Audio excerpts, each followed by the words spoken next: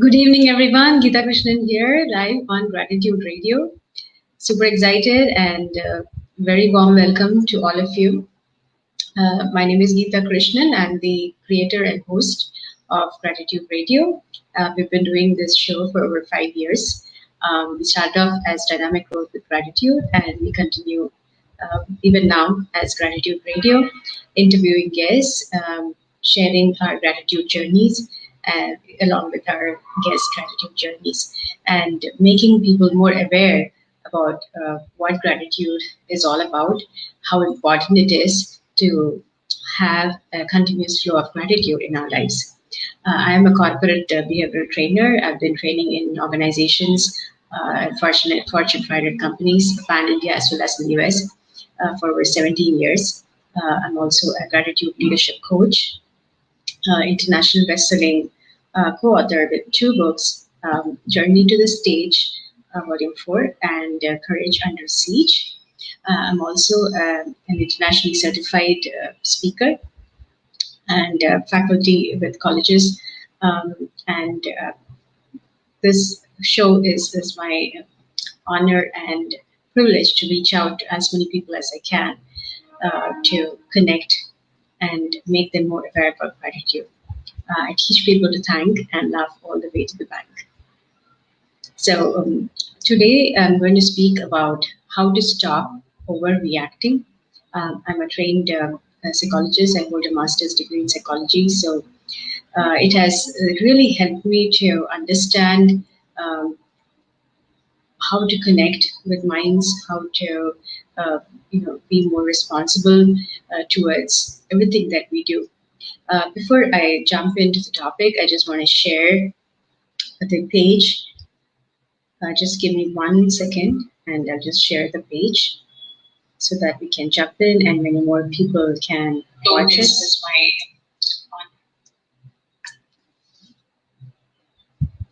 There we go.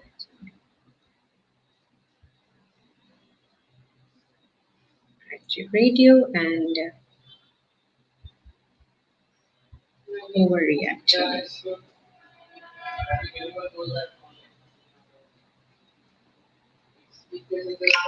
Okay, so many of us are aware that this time of the season, especially it's Christmas, and everywhere where we go.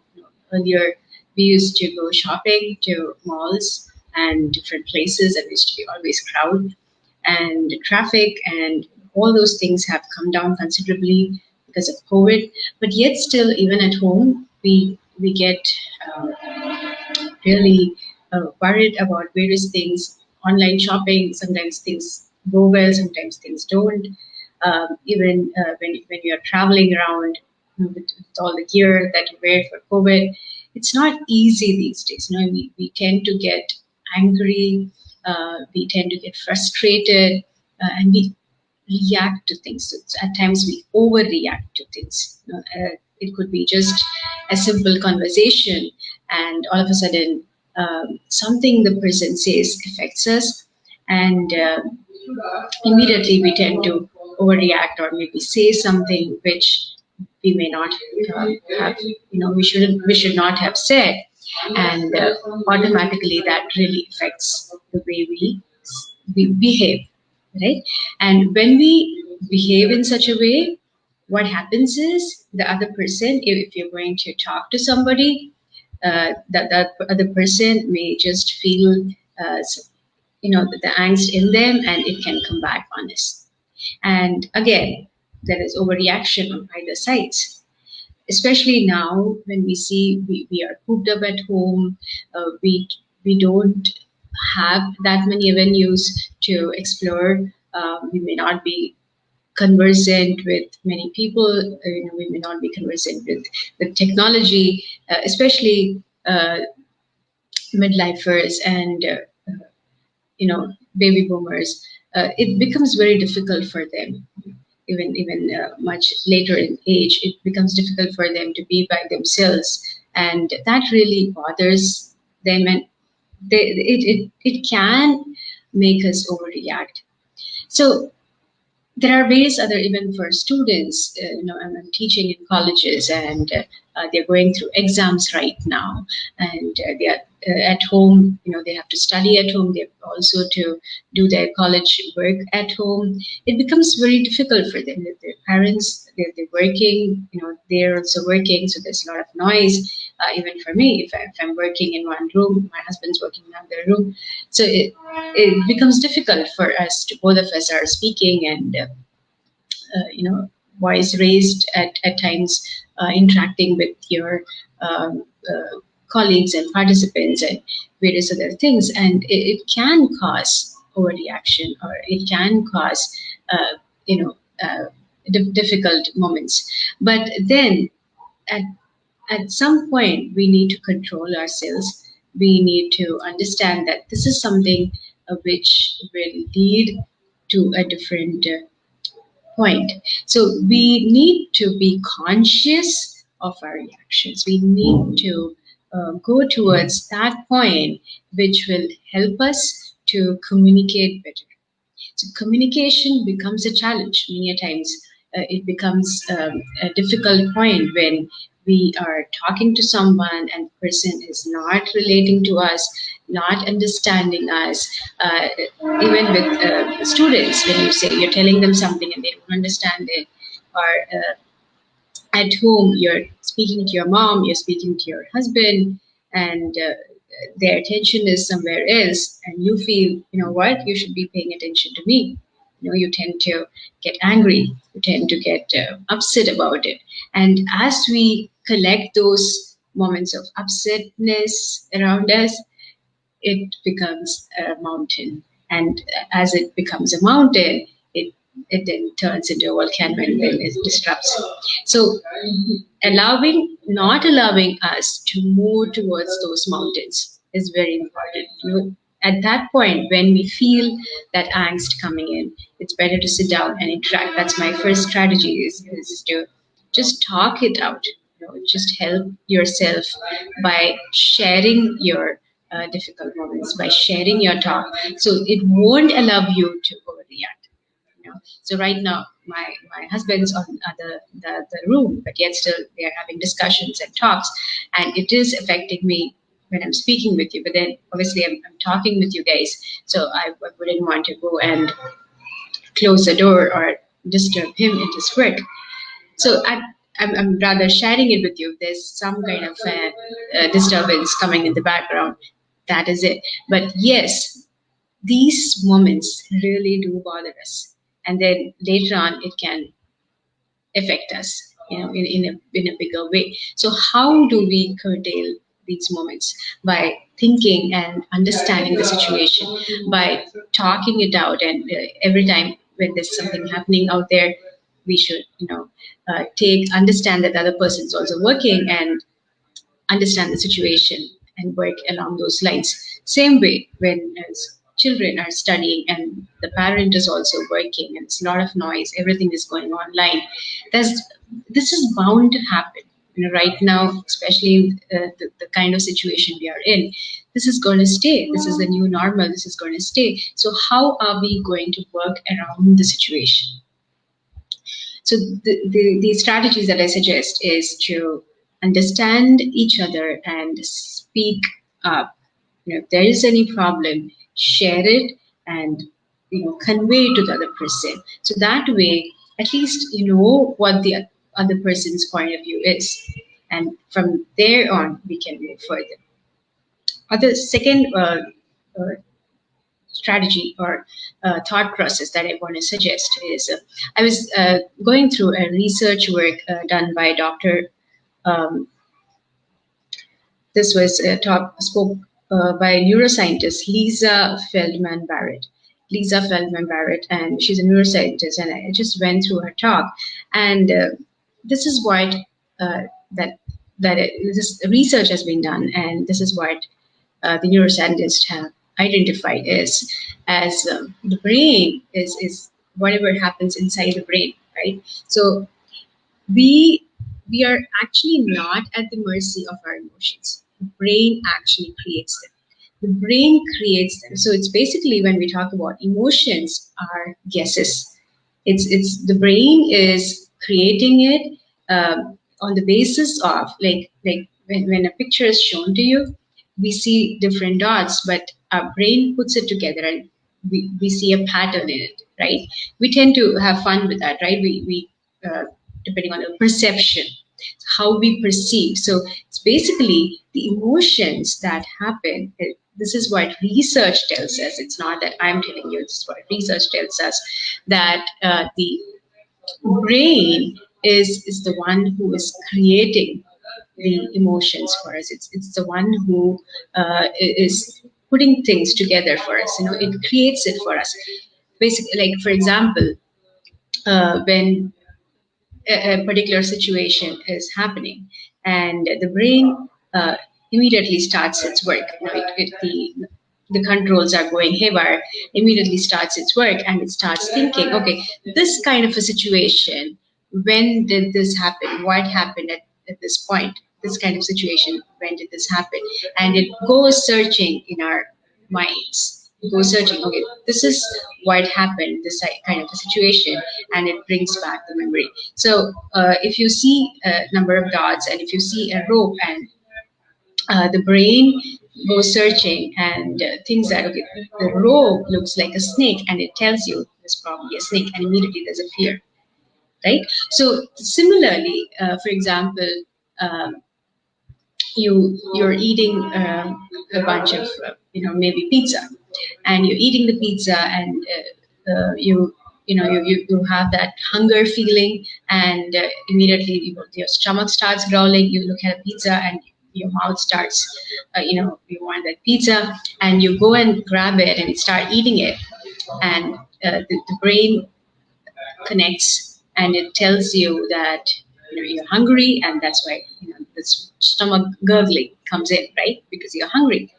But when at the point when you see, like I remember when I was running, I saw a wolf, um, just across the road, and I'm running this way, and I saw a wolf on the other side, and that moment, the gurgling in my stomach, that was not the pizza gurgling, that was fear, that was trepidation, that was something that tells me, okay, now I need to take that flight, right? So it's either freeze or flight. So that approach is something that the brain tells you. So if I'm going to get that kind of a stomach gurgling at that point, that's because of the fear. So the brain is connecting the dots. The brain is searching for, at this situation, based on your past experiences, how am I supposed to react? Right? So if so, this is a beautiful segue. This is a beautiful understanding, help in understanding our emotions better. And it's not going to be easy. It's not going to be in a jiffy today. But I want to put this in front of you to understand it better. So how can we stop overreacting? How can we control our emotions? Because these emotions are created by us. We are the people. The brain, our own brain is creating it. So the emotions we seem to detect in other people are partly inside our own head. So the emotions that we are creating, that we see, oh, we say something and the person is reacting. You observe the body language and you observe the facial expressions, and we think that this is what the person feels. That is based on our past experiences. It's based on, at some point the person looks this way. Based on our past experiences, we can relate with that. We expect the person to react in such a way. So the particular sly smile. Oh, so that situation, this person smiled this way. So probably this situation, this person is smiling this way. This is what he is understanding of this, the way I'm speaking. So everything is based on how we are thinking, how the brain is based on the past experiences and telling us, right? This is what it is. This is how it is. And So if we can understand that, we can change the way we think. We can change the way we experience, so that we can erase the past experiences which were difficult and create new experiences which will help us change our emotions and not allow us to overreact. Now, let's take a simple example of examination. Students are going in for right now. Everybody, it's exam season, so kindly do share this video so that many more students can be helped, and even parents who are uh, all the more worried. I remember when I was going for my exams, my mom used to be more worried than me. And looking at her, I got more worried. So, so that was yeah. I am sure that even today, many of the parents are having that fear, having that sense of worry. How is my child going to perform? So this is something that, so every time you look at the exam scenario, I remember right from my childhood, whenever this exam, I used to get this uh, tensed about the exam, going for the exam. Probably that's the past experiences, and not that it went very well, but before the exam, you're supposed to be tensed. It's some kind of a frame of mind that we come up in, and if you're not tensed, probably the exam might not go well, or I don't know, some kind of a mind frame. So changing that, so if we can change that mind frame, I'm not saying about me, but definitely a lot many more people do have that. And at some point, how can we change that? How can we bring about that change? Okay, so hey everyone, thank you so much for joining me today. I'm just in the flow, so I just wanted to continue talking about it. So when we want to change that position, right? The exam frame of mind. So now you think of an exam and you think that I'm going to go and give that exam with determination, with positive thoughts, and I'm going to just ace it, right? So the moment you start removing the negative emotions, the difficult thoughts relating to exam, and you're putting in a thought where, oh, exam, this is fun. I'm going to go and just tackle it. Rather than tackling it, I'm going to go and just enjoy it. I'm going with the determination of doing amazing, doing great in that paper. Now, it's not going to be easy because we've been conditioned to these emotions. Now, exam, it's a stressful situation. So we have to unlearn to get into a pattern where we can start understanding. We can start thinking that, okay, how can I change that, right? So the exam scenario that we want to change it to remove that negative thought of tension, which relates with examination, to to happiness. Because once you finish the exam, you will be, getting an A plus, or you will be getting a reward, right? So moving from the fear factor to moving to a happy factor. Okay, so each and every past experience, we may want to change that. And this is not going to happen really fast. It's going to take a process. And if you want support on that, feel free to reach out to me. I'm a coach, I'm a psychologist, so I would love to support you as a client. So each and every one of us, if we can move from a position of pain to a position, to a moment of happiness, and changing every past experience to that, it will help us to create a totally new chain, because all these emotions, the brain, us, we are creating it. So all these are guesses. It's not like it's been stored inside our brains.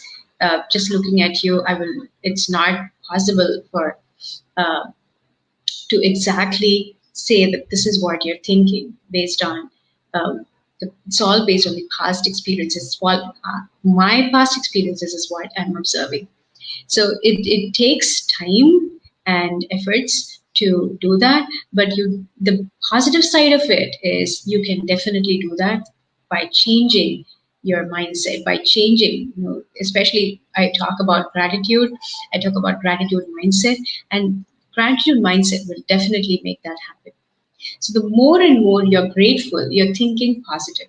It's not, it's totally research which has found that out, that the more we are grateful, the adrenaline pumps in, the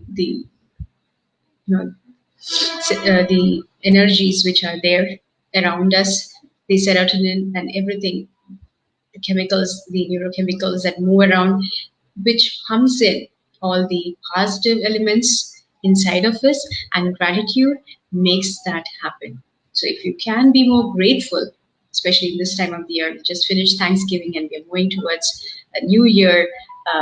Christmas is almost around the corner, and the more we can be grateful, that will really help us to stay more positive and creating a positive mindset. So going from the emotion of the negative thought or the difficult thoughts and changing it to a positive thought, and changing every experience to a positive frame of mind, we can emotionally change our thinking, because all the emotions that come up, well up, right, it could be anxiety, when at that moment when I told you, the stomach churning, it's anxiety, it's fear, it's failure. So all these emotions, we can change it by just changing our remembrance, our reflections of our past experience, turning it into positive experiences and continuing these positive experiences. So this is a brilliant, beautiful strategy we all can use. And it takes time, yes. It's not easy, yes. It will definitely take a lot of your energy to turn that. But if we can do that, we would be the most satisfied and happy souls in the earth, because we are the ones who are creating these emotions. So we can definitely create those changes and move towards positive emotions. And that will help us to decrease the overreactions. The more we decrease the overreactions, the more we can be at peace with ourselves. We won't be at loggerheads with others. We won't hurt others. And when we don't hurt others, we feel a lot more happier. So going back to be grateful, be happy, and collect more positive experiences to change your emotions. And that way, it will help you to cope with overreaction. You would actually not overreact at all. That's what is something that I want to share today. A big hello to everyone who's hey Yvonne, thank you so much. I'm good. Thank you so much for joining me today. Hey mom, thank you so much, Sharda. Hey Minmin Pei, thank you so much for joining me. So good to see you, Yvonne. Thank you so much. Please share your gratitudes. Whomsoever, please, Minmin Pei, Amma, Sharda, Yvonne, please do share your gratitudes and how gratitude has helped you in moving from point A to point B, the positive frame of mind. So encourage you all to please share the video with many more people to help them understand their emotions better, understand why we shouldn't overreact, and how we can cope with overreaction, and how we needn't overreact. So moving from a positive emotion, moving towards a positive emotion from a negative emotion. So thank you so much for joining me today and watching me. It's wonderful connecting with you all. And it's Christmas time already, Christmas Eve. So enjoy. Have a wonderful rest of the day. And over there in North America, have a beautiful Monday today. I will be having my next show on Thursday on the same time, 6:30 p.m. IST, 7 a.m. EST, and 8 a.m. EST, and 7 a.m. CST. Thank you, everyone. Have a wonderful rest of the day. The change in timing is because of the 6:30 p.m. is here, and there's been daylight saving time in the US, so that's why there's a change in time. Once we will finish that, we'll go back to the usual time of 9 a.m. EST and 8 a.m. CST. So thank you again. Have a wonderful rest of the day. You can reach me at geethakrishnan.com. You can also reach me at Geetha Krishnan Inspires at outlook.com. And my Facebook page is Geetha Krishnan Speaks, Dynamic Growth with Gratitude. It's going to change into Geetha Krishnan Gratitude Radio soon. And on Instagram as Geetha Krishnan Inspires, and Twitter as Geetha K Speaks. LinkedIn, of course, it's Geetha Krishnan. So reach out to me if you would like to be coached. I'm a gratitude coach. And for my programs and even corporate assignments. Thank you, everyone. Have a wonderful rest of the day. Take care. Bye-bye. Bye, everyone.